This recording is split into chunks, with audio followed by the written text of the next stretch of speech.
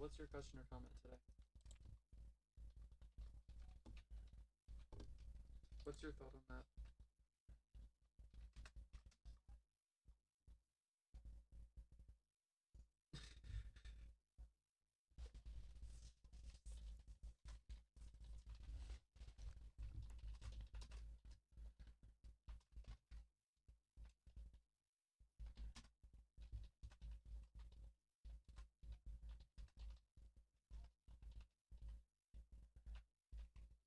Yeah, let me put you on hold.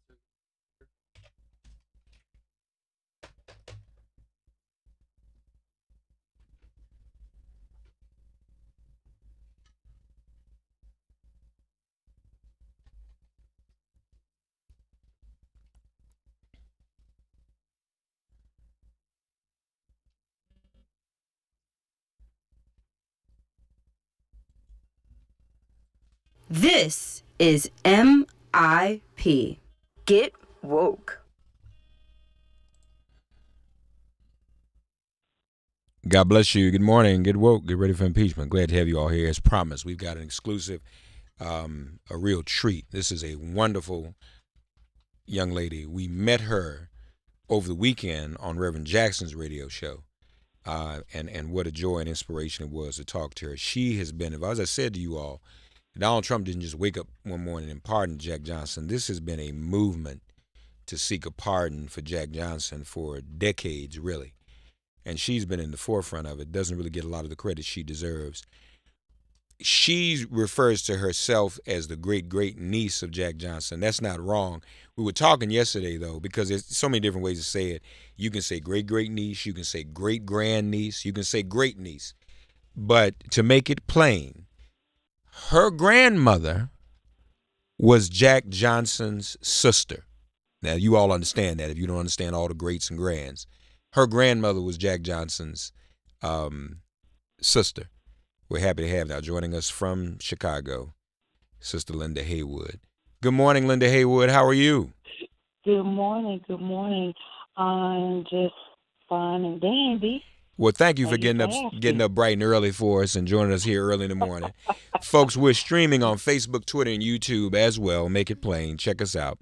So, Linda, as I was saying, your maternal grandmother was Jack Johnson's sister. Did your mother ever get a chance to meet her uncle? Yes, she did. And I do have to offer a slight correction. Okay. It was my mother's grandmother. I'm sorry, okay. That was his sister. I'm sorry, your mother's grandmother. So your great-grandmother was his sister. You're right. Yeah. I got it wrong. Okay. So your mother's grandmother was her sister, but yet your mother was able to meet him. Yes, my mother, actually, he died when my mother was 17. So she did see him. She didn't see him often because he was still traveling, and he lived in New York at the time. But she didn't realize she knew he was her Uncle Jack, but she didn't realize how important he was or what a large part of history he was, because they didn't really talk about him much. And the reasoning behind that is a different story. But she did see him, and he was just introduced to her as her Uncle Jack. This is your Uncle Jack. They didn't say this is the heavyweight boxing champ. They didn't say any of that. So she just knew him as Uncle Jack. Mm-hmm. But she did say when he died, his funeral was at Pilgrim Baptist Church. I believe it was on 31st in Indiana at the time. She said she remembers so many people. She said it was people everywhere. And she didn't understand that until years later. You mentioned, too, when we were on the air over the weekend, that, was it your mother? Someone told the story about how he never really got over the way he was treated. And in fact, I don't know whether it's your mother or another relative, but would see him cry about it. Well, what happened was that while he was running Well, before he actually fled the country, he was closest to his sister Janie, which was, as you said, my great grandmother. And the whole family was distraught, but they didn't know what to do. They didn't really understand it. You got to realize these were people that really didn't have much education, didn't have many resources until their brother started boxing and becoming famous. But he was hounded so bad by the federal authorities that he went to his sister Janie's house, and they were talking at her kitchen table. And my mother said while they were talking about it, he just broke into tears. He just put his head down on the table and just cried, and he was inconsolable. I guess just the pressure just overwhelmed him finally, and he could no longer keep his composure. And I heard that story many times, how they just broke him down really to nothing, to just nothing. Did the family? Do you ever hear any family stories about any of his wives or anything like that? No, I didn't hear too many stories about his wife, but his first wife, Etta, I did. Now the other two, he wasn't really coming around like that. But his first wife, Etta, she blew her brains out because the black people didn't really accept her, and neither did the white people. Now, they put a rumor out that he was beating her and put her in the hospital. That's a lie. She was being called in-lover. She was being called dirty white trash. She was being called all kinds of names. She was not accepted by either race, apparently. But my family embraced her. They loved her. But she was also despondent over the death of her father. Supposedly she was very close to her father, and she was still despondent over that. And my uncle traveled a lot, and it was all those factors combined that made her kill herself. It wasn't that he was beating her. Yeah, and that was just a rumor that was put out. In fact, that rumor was used. You said to me before when we were on there Sunday, that rumor was used by the Obama administration not to grant him the pardon under the Obama administration, correct. right?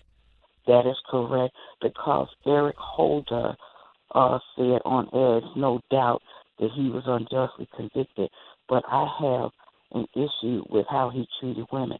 And I took offense to that, because why would you or anybody else speak upon something as if it's a fact when you don't know the facts? Eric Holder was not there, neither was Obama, neither was anyone making these accusations. I've also said many times, at the time that my uncle was married to his wife, knowing that we lived in the Jim Crow era, don't you think that if he was beating her or he put her in the hospital as it was lit, that's all it would have took. They wouldn't even, they would have come and found him. He wouldn't even have had a trial. They would have killed him. Because he was beating on a white woman. Where are the records to support that urban legend? Where are the records? There are no records.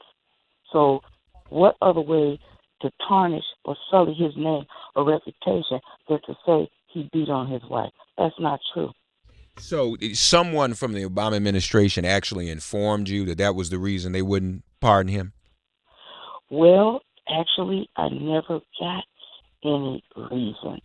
But based upon what people were saying on social media, and when the news media reportedly asked the Obama administration, they said that it was put before him 4 different times, and he refused to do it. And that was one of the reasons, because of his purported history for being abusive to women. Linda Haywood with us, folks. If we have time for calls, we'll get to them. Go ahead and get on hold. 866-99-SIRIUS, 866-99-7478, the niece of Jack Johnson. Now, how were you contacted about the Trump administration and them wanting to do the pardon? They reached out to you? Yes, they did. Actually, I was sitting at home minding my business, like I always am, and I got a message on my Facebook page through instant messaging, and the guy's name is Miguel Taruco, and I understand he's very big. He's some movie or media star in Mexico. He's very popular and very well known, and he messaged me something like, Linda, I'm looking for relatives of Jack Johnson. Your name came up. Mm-hmm. Are you related to Jack? No, he said, are you the one? Are you the one? So I messaged him back, and I said, yes, I am the one. Mm-hmm. And I put the one in capital letters, and he texted me back and said, amazing. And I said, yes, I think so too. So he was working. Was he working? Was he contacting you on behalf of the White House? He was contacting me on behalf of the White House and also Sylvester Stallone. He knows Sylvester Stallone. Mm-hmm. They're personal friends. And I don't know what conversation they had, but he told me in the message, he said, Sylvester Stallone is going to call you. And I was thinking, yeah, right.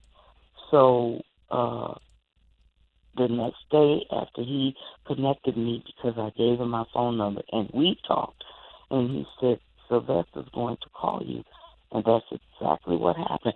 In fact, the first time he called me, I couldn't get to the phone, and he left a message. I still had the message on my phone.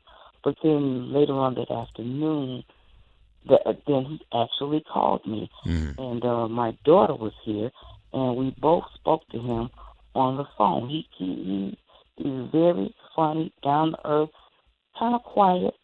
When I met him in person, he's just very low key, very low key. All right. So what happened next? When were the arrangements made? How did that come about for you actually to appear at the White House? Well, after we made, they asked me, Miguel asked me, and even Stallone asked me if I could prove that I was Jack Johnson's grandniece. They asked you to prove it? Absolutely. I said, absolutely. I told him, which is the vernacular of today's youth, I said, I got receipts, sir. I have receipts. And so once I told them that I could prove who I was, mm-hmm. then I got an email from the White House. It was the actual RSVP. They had done that for me, and it said something like, Linda, we have received your information. Whatever questions you have, speak with your contact. So when I got the RSVP, I said, wow, this is really going to happen. Mm-hmm. So I was still kind of like waiting, because my mother always told me, she said, Linda, don't do nothing until you see the whites of their eyes. She always told me that. So mm-hmm. I want to say about a week and a half later, I got the tickets emailed to me from United Airlines flying out of O'Hare.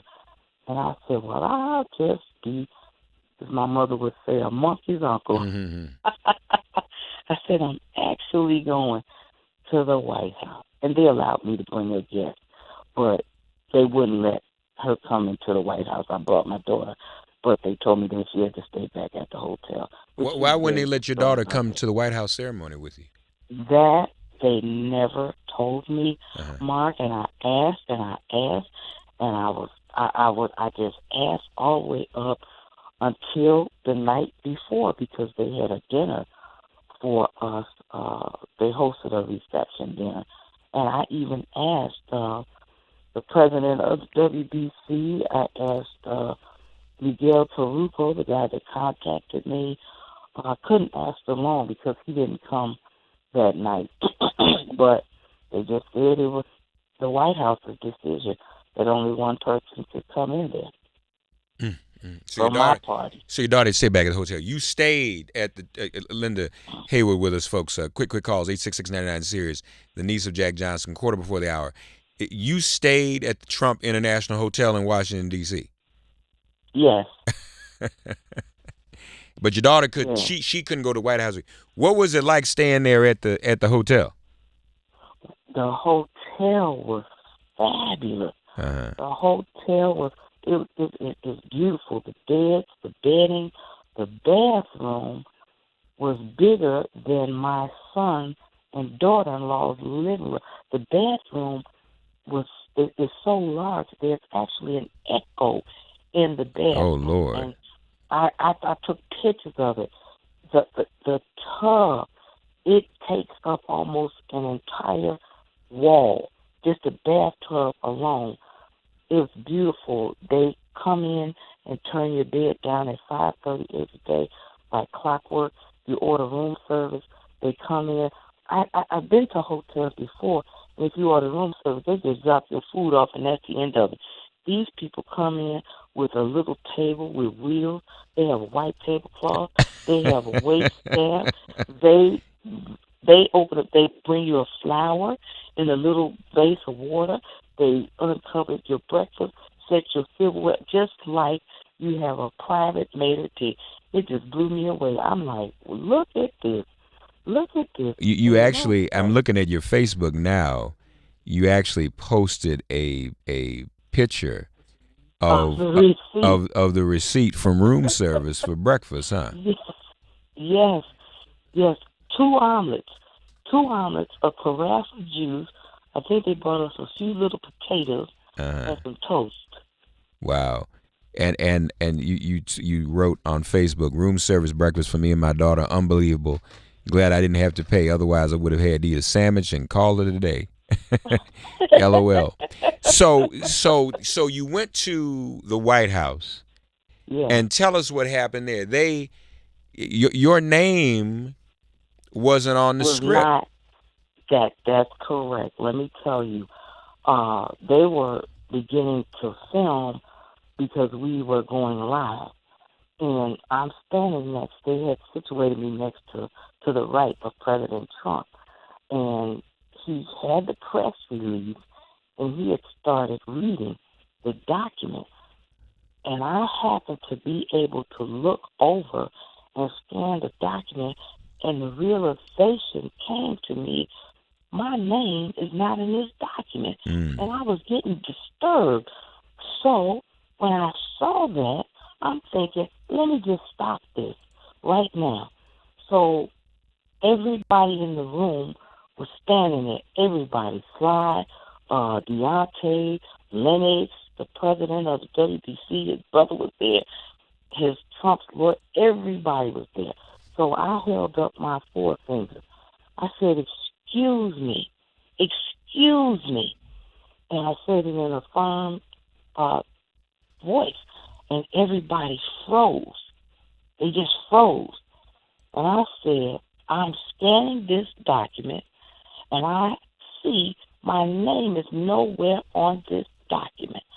I said, I need to be acknowledged and recognized as Jack Johnson's family. I said that to the entire room. And I think the lady stopped filming. Yes, she had to stop filming. And his lawyer, because then I said, who drafted this document? That was the next question I asked. Who drafted this document? Now you know, y'all, she said his lawyer. I asked her Sunday, which lawyer? Everybody cracked up because we wanted to know. It was Michael Cohen? I don't know. Was it Giuliani? I don't. No, it looks like, as I'm looking at the video, it looks like Don McGahn, the White House counsel. It looks like that's who that is. Oh, okay. Yeah. Well, he said to me, I did. And he beckoned behind, I was so intent and angry at what was about to transpire. I can't even tell you. Somebody handed him a pad and a pen. And if you look at the video, you can see the pad to the right of the document. But the lawyer, when he slid it to me, he said, "Here, write your information down." So I had to write down. I wrote Linda Dale Haywood, the maternal great-great niece of Jack Johnson, and they handed it to Trump. So when you actually see him reading my name, he's not reading it from the draft in front of him. He has to look over further to his left and read it. He had to go off script and read my name. But had I not stopped and checked them, they would have continued on as if I wasn't even there. Well, but I mean, obviously you're there. You're the only African American woman, the only woman there. I mean, what, they just thought you were? What do they think you were there for, to clean up or something? I mean, what? I don't understand. Yes. I guess they thought I was going to be part of the room decoration, and I was not going to allow that to happen. Yeah. You mean to tell me you fly me all the way to Washington, D.C., you put me up in the Trump Hotel, you check my ID, I have to bring proof of who I am, and you bring me in the White House, and you're not going to acknowledge me? You're not going to acknowledge me as his family, as his niece? Or it would have been a niggly mess had they not done that. 10 minutes before the hour with Linda Haywood, folks, the niece of Jack Johnson. So now, what was your interaction with Trump? Did you get to talk to him, ask him why he decided to do the pardon? Did you ask him if he knows Sylvester Stallone is not a real fighter? Did you get to have that conversation with him? I didn't get to have that conversation with him, and let me tell you why. Okay. I hate to say this, but it is what it is.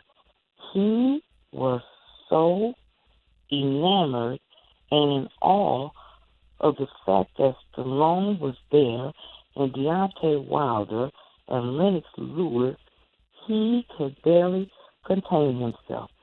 He was having a fabulous time with them being in his presence. Wow. That's the truth. He was having a fabulous time. The fact that they were there, and he loved the fact that Stallone is his friend. He kept talking about that before we actually started filming. He said, "Sly has been my pal. We've been pals for a long time. He's a great guy." And he probably is. I didn't see any indication that he wasn't. He's very courteous, very mannerable, very soft-spoken. Very soft-spoken. I probably was the loudest person there. You mean Stallone is soft-spoken? Oh, yes. What was your conversation like with Sylvester? How was you all's interaction? Well, I asked him, why did you decide to talk to Trump about pardoning my uncle? He said, well, your uncle was a great guy. I think that he was wrongly, accused. And he had said at the press release that he based his character, Apollo Creed, on my uncle, Jack Johnson. I never knew that. So there was a rumor going around that he did this because he's working on a movie about my uncle. And I did directly ask him that while we were on the bus. Mm-hmm. I said, "Are you making a movie about my uncle?" And he looked startled. And he said, "No, but it's a great idea." And I said, "Well, if that's what you're going to do, you need to come and talk to me about that now, don't you?" I said that to him. Listen, he probably don't even know how to take me.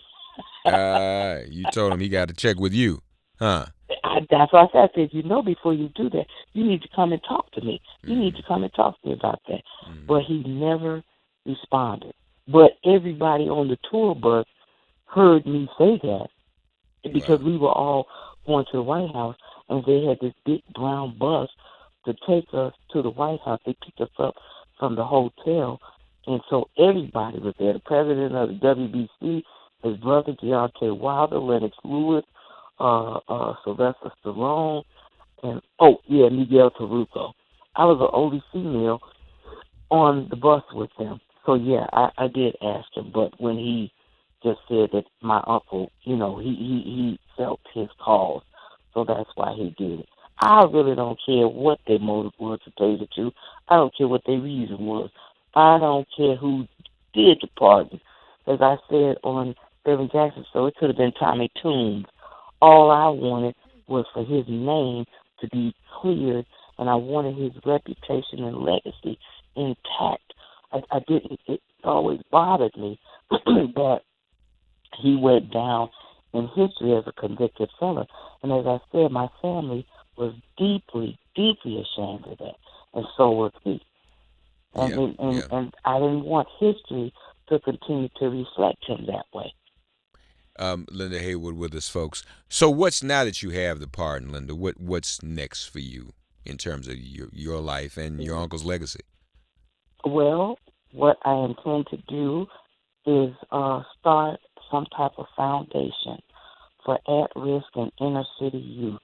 That's my goal. That's been my goal all along while we got these efforts. And I'm trying to get a, committee, crew, however you want to put it, to sit down and discuss my vision and how to bring it to fruition.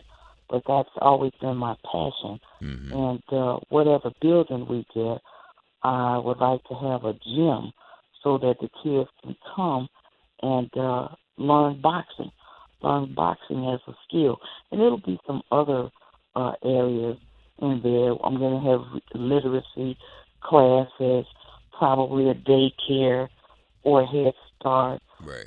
Just to give back to the community.